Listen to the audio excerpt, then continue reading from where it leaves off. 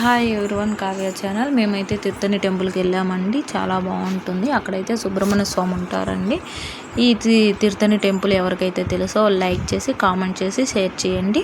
కొత్తగా చూసే వాళ్ళైతే ఫుల్ వీడియోని స్కిప్ చేయకుండా చూడండి. ఎంత బాగుందో టెంపుల్. ఇక్కడికైతే చాలా దూరం నుంచి కూడా వస్తారండి.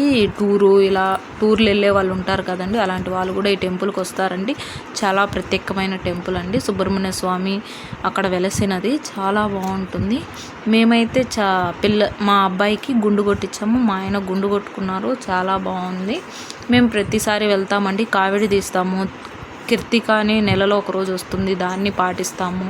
నాన్ వెజ్ తినము. ఇక్కడైతే మా వాళ్ళు ఈకలు కావాలని అడిగారండి, నెమలి ఈకలు. దానికోసం బేరం మాట్లాడుతున్నారు. చూడండి చాలా బాగున్నాయి కదండి. ఇవి ఎక్కడో అడవిలో నుంచి తెస్తారు కదండి వాళ్ళు. చూడండి ఇక్కడ ప్రసాదాలన్నీ తీసుకుంటున్నారండి ఇటు సైడు. ఇంకైతే మేము రిటర్న్ అయితే వెళ్ళిపోతున్నామండి. ఇంటికి వెళ్ళి అక్కడ ధ్వజస్తంభం వస్తుంది, అక్కడ దండం పెట్టుకొని ఇంటికైతే రిటర్న్ అయిపోతున్నాము. చాలా ఎండలు కదండి, పిల్లలు అస్సలు తట్టుకోలేకపోతున్నారు. మా అమ్మకు కూడా కొంచెం హెల్త్ బాగాలేదని త్వరగా బయలుదేరేసాము.